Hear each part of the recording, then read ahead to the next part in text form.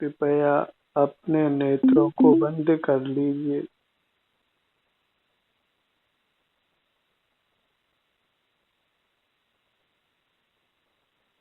अपने शरीर का एहसास कीजिए।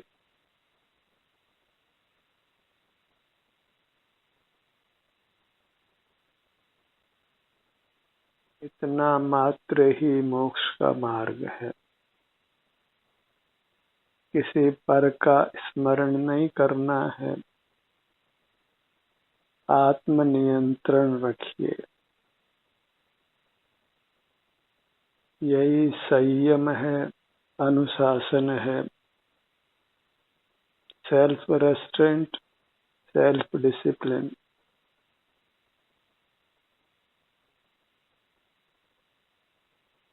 Self control. अपने पर पूरा नियंत्रण रखिए। अपने ध्यान को अपने तक सीमित रखिए। बहिर्मुख नहीं होना है। पर का स्मरण बिल्कुल नहीं करना है। फिर भी कदाचित पर का स्मरण हो जाए तो तत्काल ही अपने शरीर का एहसास कीजिए। यही मर्यादा है जिसको भंग नहीं करना है।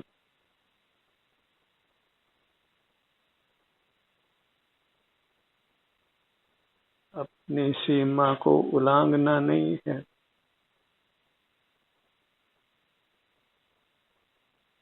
बस अपने तक बने रहिए। पर को विषय करना, पर को भोगना है, वही असंयम है, कुशील है, पाप है।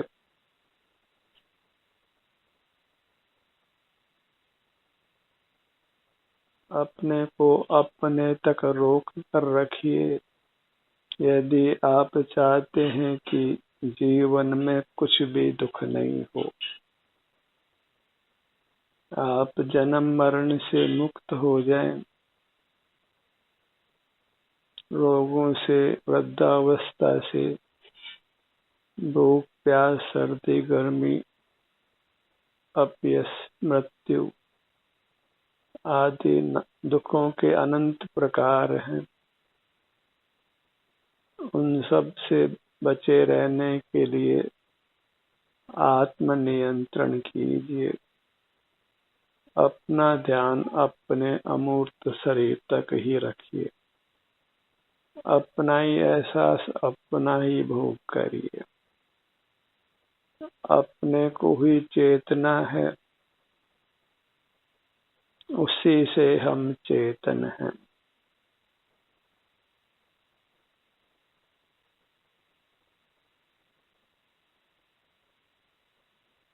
अन्यथा हम अचेतन समान होते हैं। जो अपने को नहीं चेतता है, माने सुख को नहीं भोगता है, वह फिर जड़ की भांति है, जैसे जड़ को सुख नहीं होता। और हमें सुख नहीं होता है तो फिर दुख होता है। जड़ पदार्थों को सुख नहीं होता तो दुख भी नहीं होता। पर हम यदि अपने को ही चेतते हुए नहीं रहते, आत्म नियंत्रण नहीं रखते, अनुशासन में नहीं रहते, पर का स्मरण करते हैं, तो फिर हमको दंड भी मिलता है। क्योंकि पर को विषय करना अपराध है, और अपराध का फल दुख है, वही दंड है, बंधन है। 8 मास की अशुचि काया में रहना होता है।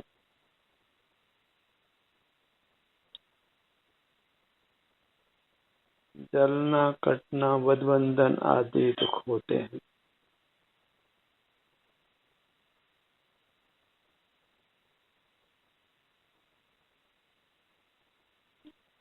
संकल्प कीजिए कि आप आत्म नियंत्रण को नहीं खोएंगे, अपने शरीर का ही एहसास करते हुए रहेंगे, बाह्य पदार्थों को विषय नहीं करेंगे, बाह्य पदार्थ का स्मरण नहीं करेंगे, अनुशासन में रहेंगे, अनुशासन को भंग नहीं करेंगे। अनुशासन अर्थात स्वयं का शासन। अपनी आत्म प्रेरणा से, अपने सुझाव से अपने सन्मुख रहेंगे, अपने आनंद का भोग कर संतुष्ट रहेंगे, तृप्त रहेंगे, विषयों का सुख भोगना नहीं चाहेंगे। जहाँ विषय है वहाँ नियम से कसाय है और उससे हमारा अहित होता है। एक भावना भाइये, आत्म के अहित विषय कसाय, इनमें मेरी परिणति न जाए। मैं रहूं आप में आप लीन, यो करो होऊं जो स्वाधीन निजाधीन। एक ही भावना कि मैं अपने में लीन रहूं और बाह्य विषय को ग्रहण नहीं करूं, स्मरण नहीं करूं।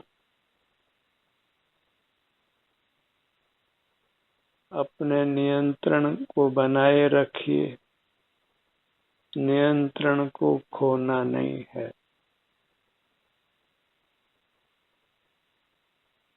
कोई दूसरा आपको अंतर्मुख नहीं रख सकता है, इसलिए यह नियंत्रण आपको स्वयं ही करना होगा। आपको ही सिमट कर अपने तक रहना होगा।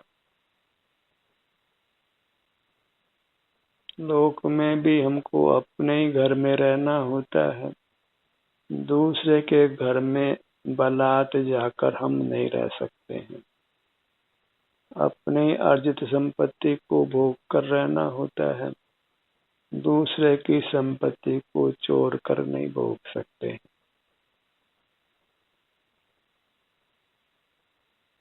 मोक्ष मार्ग का भी यही विधान है कि अपनी काया सिर से पांव तक है, इसमें मिली हुई जो मूर्त काया है वह भी विषय है, उसका भी स्मरण नहीं करना है, उसको भी नहीं देखना है। अंतर्दृष्टि कर सिर से पांव तक जो अपनी वस्तु है, जो हम स्वयं हैं, कोई रंग नहीं है, कोई भार नहीं है, कोई गंध नहीं है, कोई रस नहीं है, कोई स्पर्श नहीं है।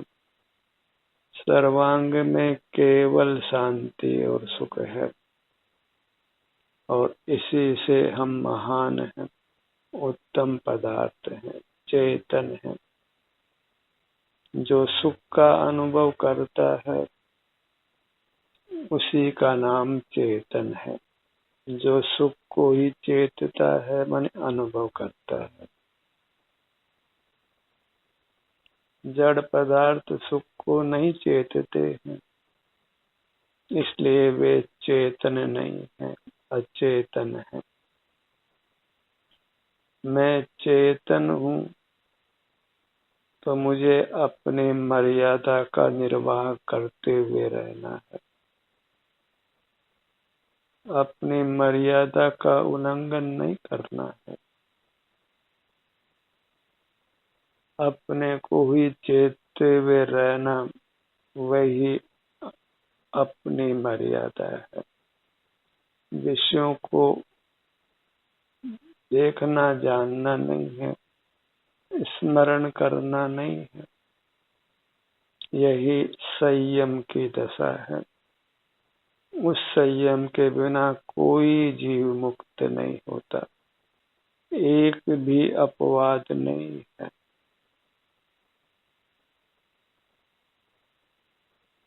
जो भी मुक्त हुए हैं, हो रहे हैं और होंगे, वे अनुशासन से ही होते हैं, आत्मनियंत्रण से ही होते हैं।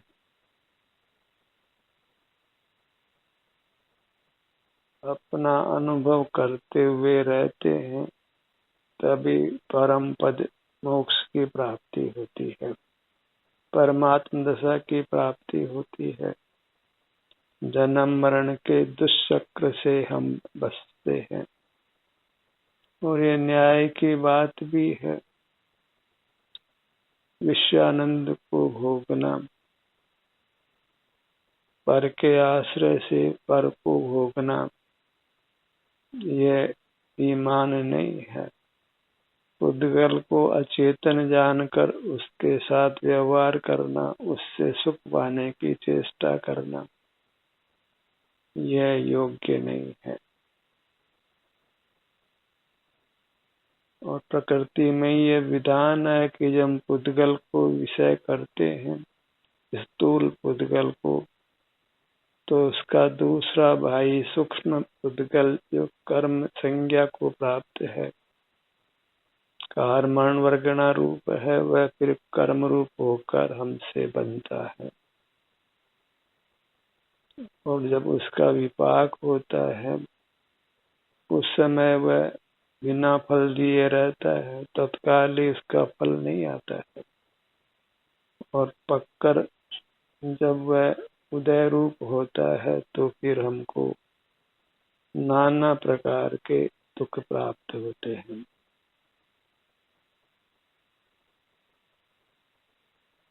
इसलिए मूर्त पदार्थों से संबंध विच्छेद करिए। ज्ञातृत्व का, कर्तृत्व का, स्वामित्व का, भोक्तृत्व का, और कोई भी संबंध हो, सब संबंधों को छोड़ना।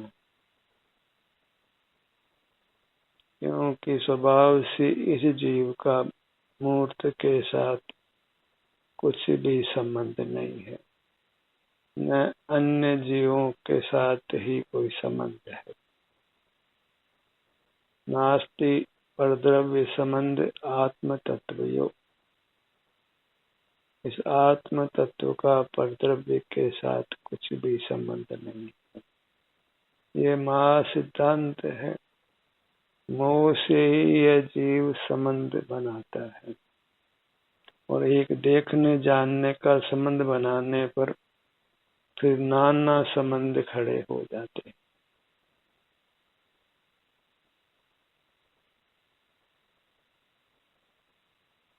संसार के मूल में मूर्त पदार्थों को देखना, जानना, स्मरण करना,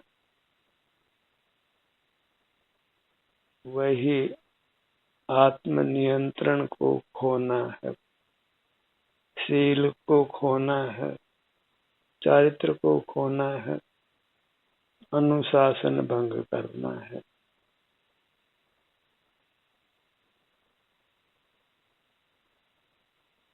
गंभीर होकर अपने को बहिर्मुखता से बचाइए।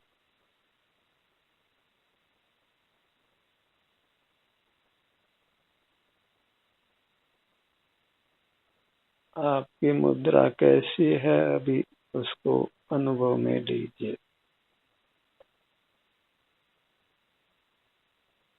आप किस आसन में स्थित हैं? आपकी भुजाएं कहाँ हैं? आपके पैर कहाँ हैं? आपका मुखमंडल कहाँ है? आपका धड़ भाग कहाँ है? हर अंग के सुख दुख की क्या अवस्था है?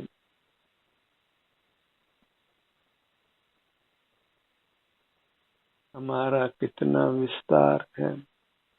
सब अंतर्दृष्टि से अनुभव में लीजिए। कैसा विस्तार है और कैसी हमारे को अपनी संवेदना मिल रही है। अपने किस अंग में, किस उपांग में, किस भाग में कैसी संवेदना है,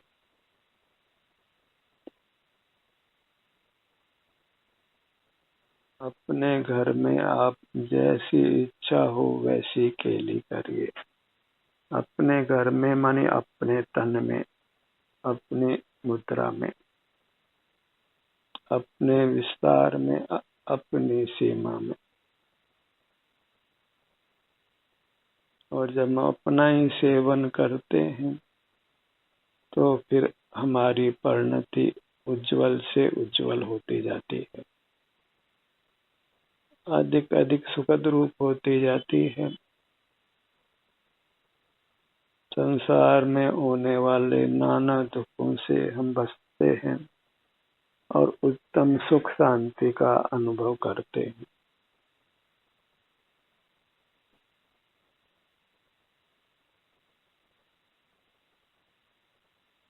अभी संत ये चाहते हैं कि ये संसार के जीवों अपने इस आनंद समुद्र में निमग्न रहो, इसी के आनंद को भोगो, अपने को अपनी मुद्रा तक सीमित रखो, अपने आभ्यंतर अमूर्त शरीर तक ही सिमट कर रहो। यही अपनी मर्यादा है, अपनी सीमा है।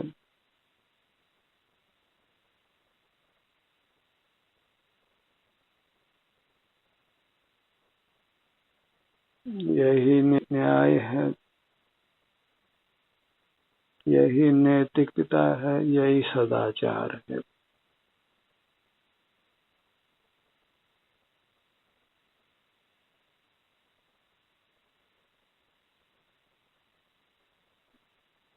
नेत्रों को बंद रखकर अपने शरीर तक ही बने रहने का पूरा पूरा प्रयत्न करना है।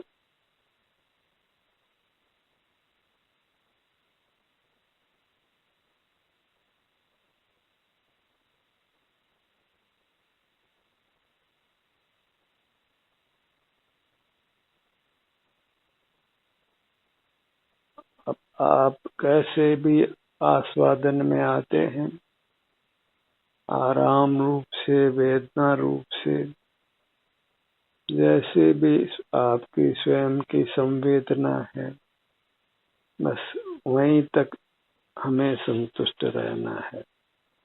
किसी पर पदार्थ के आश्रय से सुख पाने का प्रयत्न नहीं करना है। पर आश्रय में पामरता ही है, सुख नहीं है। जहाँ स्वाभिमान नहीं है, स्वाश्रय नहीं है, वहाँ सुख नहीं है। सुख की भी किसी पर से नहीं मांगना है, न परिवार से, न समाज से, न कल्पित देव देवियों से।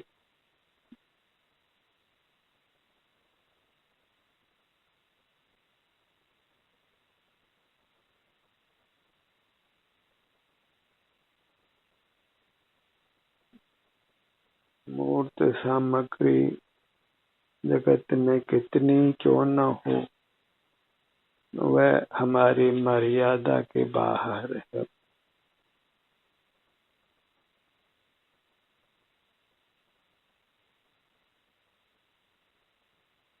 हमारे सुख का स्थल केवल हमारी ही काया है, हमारा ही रूप है।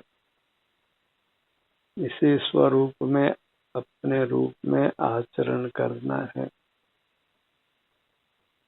वह आचरण केवल आनंद भोगने रूप है और आनंद भोजी होकर रहना ही हमारा स्वभाव है। प्रयास करिए कि दृष्टि अंतर्मुख ही रहे और हम किसी पर का स्मरण नहीं करें।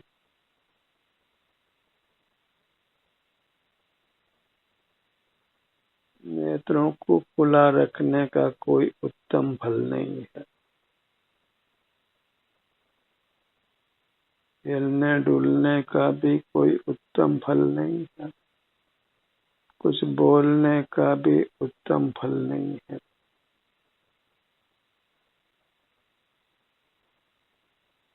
बस अपने ही अनुभव से रहने से उत्तम सुख फल की प्राप्ति होती है।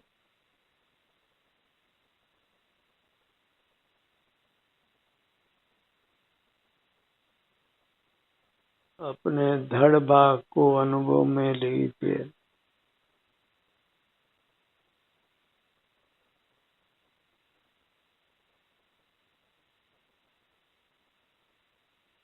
अपने पर नियंत्रण रखने का पूरा पूरा प्रयत्न कीजिए। बहिर्मुख होने से अपने को रोकने का पूरा पूरा प्रयत्न कीजिए।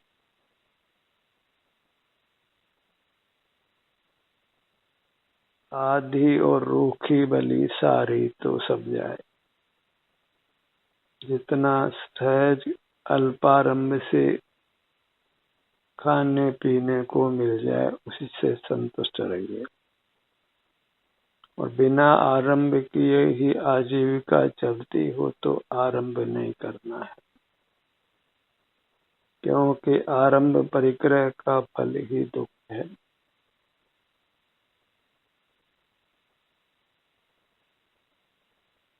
सिर से पैरों तक बने रहना वही निरारंभ दशा है, पवित्र दशा है। आरंभ परिग्रह से रहित दशा है, वही परमात्मा का रूप है।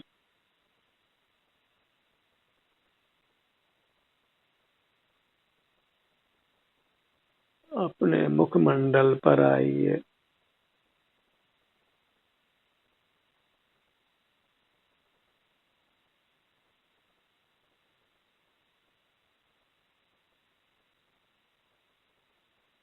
अगर हमारा ध्यान विचरण करता है तो उसको अपने ही शरीर में विचरण करने दीजिए।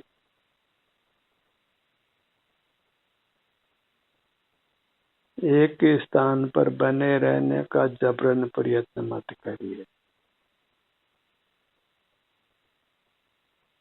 सहज ही अंतर में जहाँ भी हमारा ध्यान जाता है, विचरण करता है, उसमें कुछ भी विघ्न मत डालिए।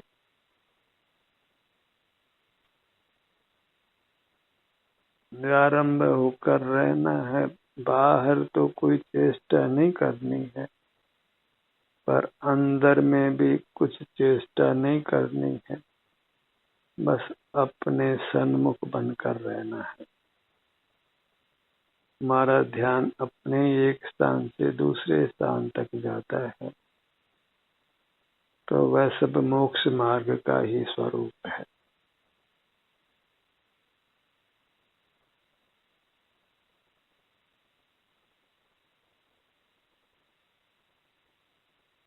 इस ध्यानाभ्यास में कोई शब्द संख्या के ज्ञान की आवश्यकता नहीं है। किसी स्वाध्याय की, कि देव दर्शन की, कि पूजन की, किसी गुरु की उपासना करने की, कोई बाह्य संयम पालने की, किसी प्रकार का बाह्य तप करने की आवश्यकता नहीं है। कुछ दान करने की भी आवश्यकता नहीं है।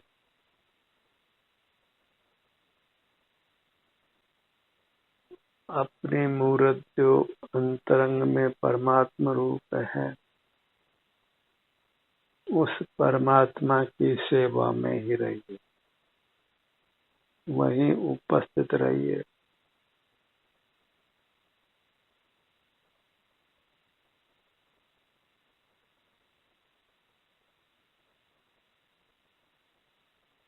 कुछ प्रमाद में नहीं रहना है, एकदम जागरूक रहना है, सावचेत रहना है, क्योंकि असावधानी होने पर हम पर का स्मरण करने लगते हैं।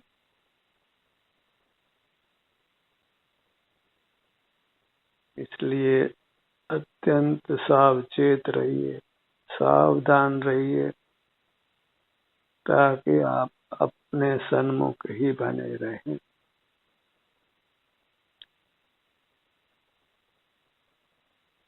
उत्तम स्वास्थ्य, उत्तम सुख पाने का यही एक निर्दोष साधन है।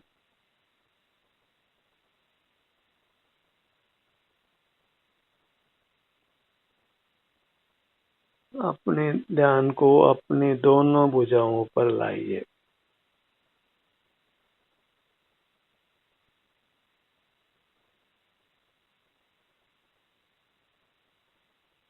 कंधों से लेकर अंगुलियों तक नाना प्रकार की रचना है।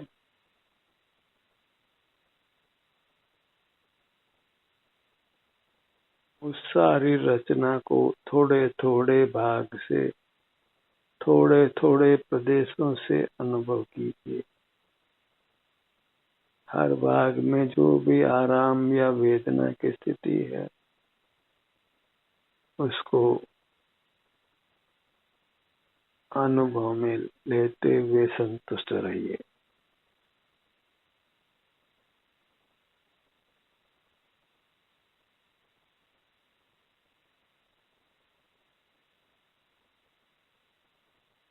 बाहर रहते रहते ही आयु पूरी कर लेते हैं तो निश्चित ही जीव का अधोगमन होता है। क्षुद्र योनियों में जन्म लेना होता है, या फिर मूर्छा की स्थिति में रहते हैं अधिकांशतया, और फिर नाना दुखों को भोगते हैं।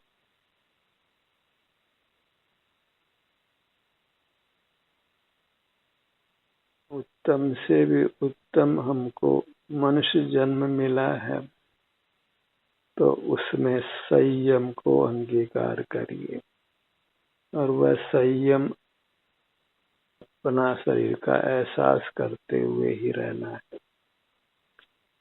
अपनी सीमा में ही अपने को रोक कर रखना है। बाहर के किसी भी पदार्थ को न देखना है, न जानना है, न स्मरण करना है।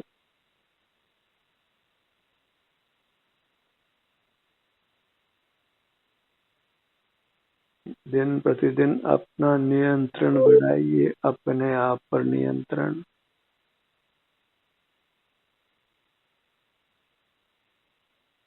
सावचेत रहकर अपने सन्मुख अपनी मर्यादा में रहिए। अपना ही संवेदन कीजिए, अपने तक ही बने रहिए। इस संयम में, इस अनुशासन में, इस आत्मनियंत्रण में ही हमको कुशल होना है।